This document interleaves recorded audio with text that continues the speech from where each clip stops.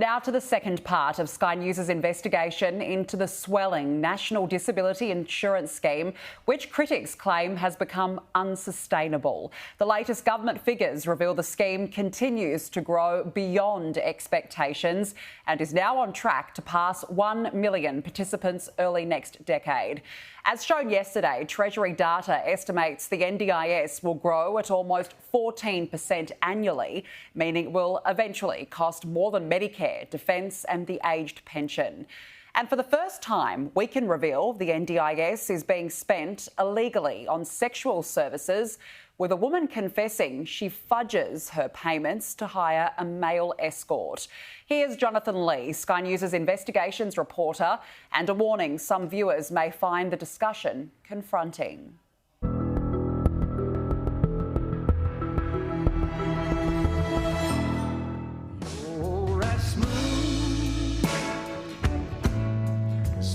A front bedroom becomes a momentary dance floor for a woman with cerebral palsy and her male escort.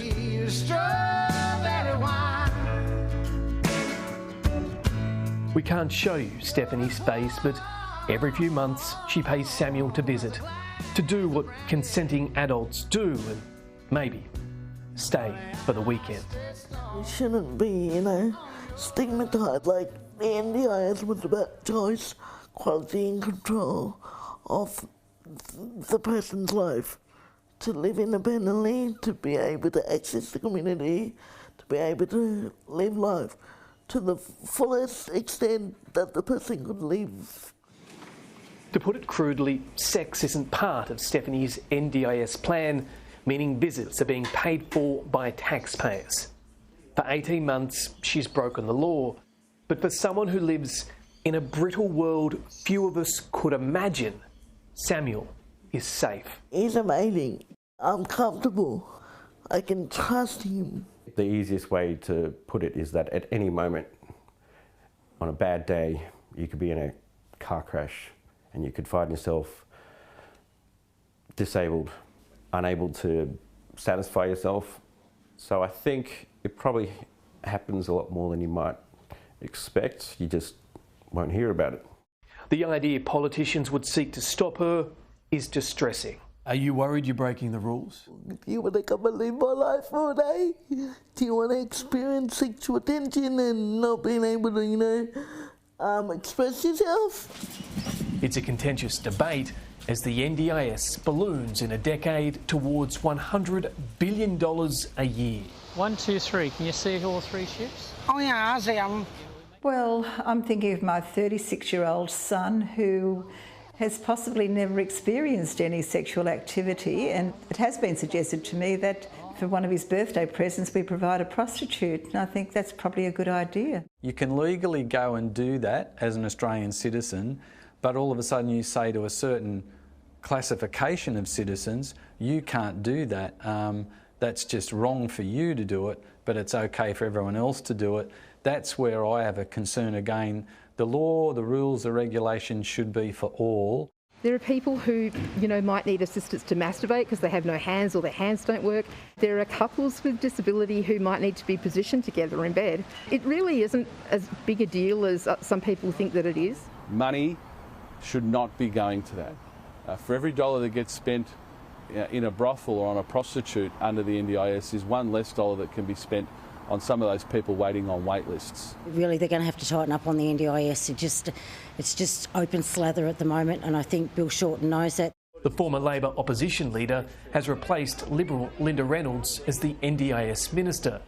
She says problems with the scheme stem from the legislation. In hindsight, by rushing it so quickly, I think it's set itself up to fail in the long term without some significant structural reforms now.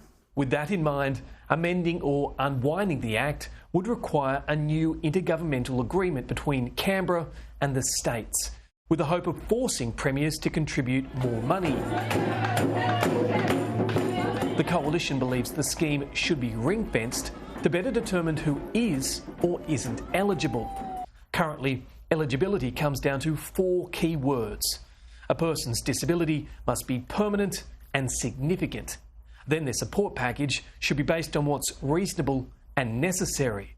But Linda Reynolds says none of those 4 words are properly defined in the Act.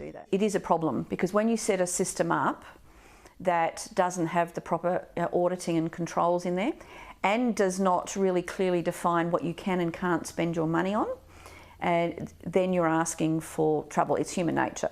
The Coalition wanted to set up an independent assessment model to trim waste, but didn't, fearing the fallout. Enter Firebrand Senator Jackie Lambie.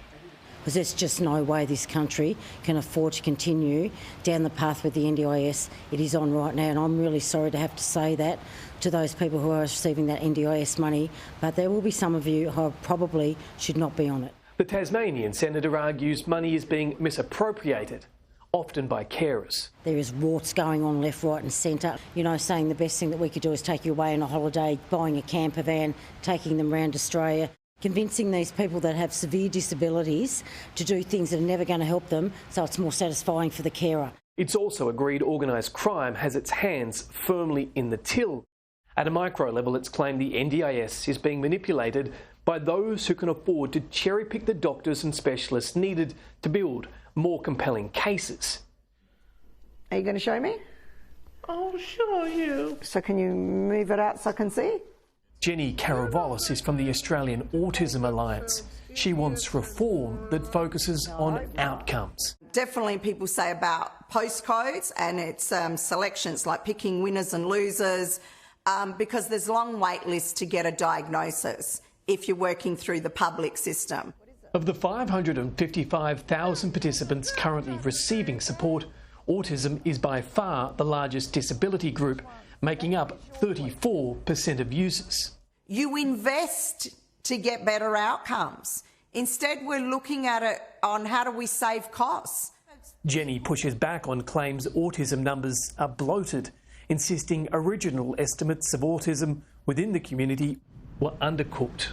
If you're not getting the health and mental health supports you might need through your mainstream services, you will come to the NDIS to get supports. The rise of the NDIS is, though, drawing people from other failing support services. The Veterans Affairs does not pay as much as the NDIS. They're sitting on the NDIS. That's what they're doing because they believe that that's a fairer system for them. They get more out of that. While this department over here is saying, no, you can't have that. So go figure. The hope is that as the father of the scheme, Bill Shorten will be able to engineer a solution of sorts that's not just acceptable to the hundreds of thousands of Aussies who directly benefit from the NDIS, but the majority of Australians who pay for it. It's a political football. Last August, Mr Shorten accused the Morrison government of trying to hype a crisis and also declared in a press release it's a new low to fake the numbers and pretend the costs are growing. In the lead up to the election, he said, "You can't move around the corridors of Parliament in Canberra without tripping over a coalition minister whispering the scheme is unsustainable. I'm here today to tell you that is a lie." But just 5 months into the job, the new minister has brought forward a review, having asked his treasurer for an extra $8.8 billion to cover the latest budgetary blowout. And Mr Shorten now says NDIS costs need to be moderated. This is very poor management of the scheme by the outgoing government. I don't necessarily sign up to every 10-year number. I think that is more science fiction and art than it is science and evidence. Sky News approached Mr Shorten for an interview, but 3 requests were denied for this investigation. His office unambiguously declaring it wasn't interested if the opposition was commenting. An interview was also sought with the National Disability Insurance Agency, which implements the NDIS, but the government's new chair, Kurt Fernley, also declined an interview. While an agreed interview with the Australian Criminal Intelligence Commission, tasked with investigating corruption, was unexpectedly cancelled. A minister who went to the election saying there are no sustainability issues in the NDIS, that no plan should go backwards, and he has to live up to that now, and if he can't live up to it, then he's got to level with Australians. With around a third of all plans now self-managed, authorities often have no line of sight over how participants' money is spent, other than receipts. David Carey from Connectability Australia would like regulations tightened around service providers to prevent people from being overcharged If they're not a registered provider they're going to, they're just someone who advertises freely in the yellow pages, then you run the risk that that person is not who they say they are and cannot give the results or don't give the results promised. Those who defend the magnitude of the NDIS budget cite a report which maintains every dollar invested in support actually generates a $2.25 benefit to the economy.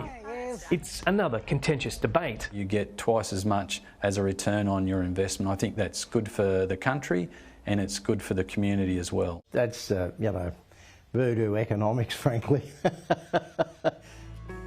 Back in the front room of Stephanie's house, the NDIS is about choice, dignity and control. Do you think in your mind is the NDIS working? Yes. I mean, there could be, little tweaks in, but from what we had before to what we have now, it is working.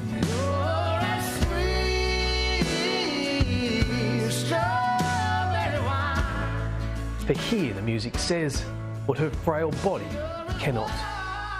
Jonathan Lee, Sky News.